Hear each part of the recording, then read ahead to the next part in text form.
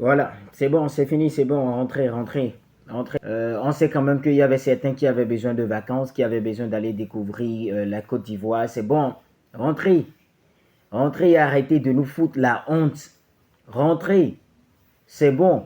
Moi, j'ai jamais vu ça en fait dans un pays. J'ai jamais vu ces incompétences notoires, cet amateurisme dont on fait preuve et on répète la même chose depuis des années.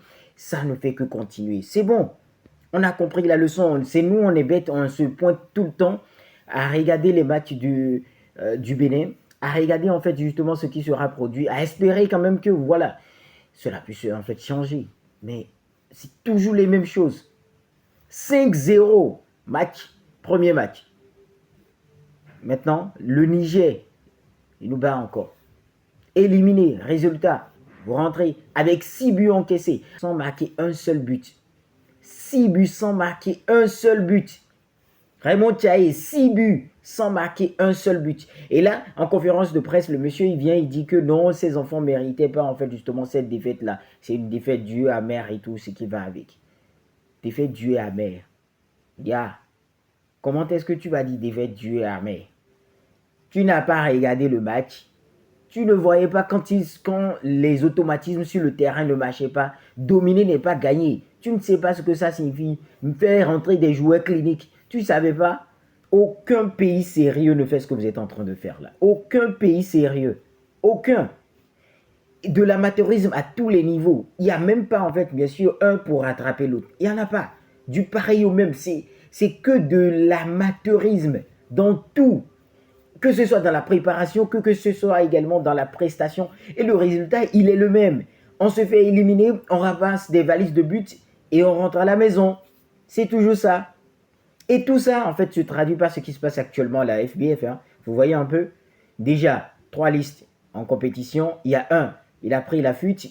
Dans 2 ans, lui, il désiste rapidement et il dit non, il ne veut plus participer à cette histoire-là.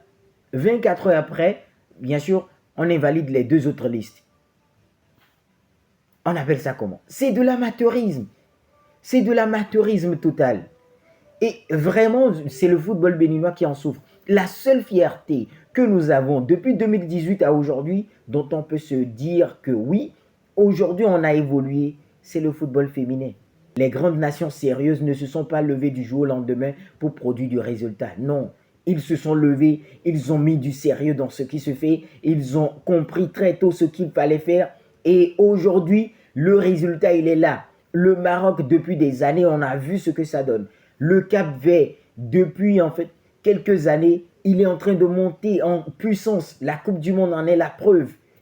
On espère quand même que les élections en fait justement à la fédération vont changer. Pourquoi pas la donne? Sincèrement, c'est mon souhait.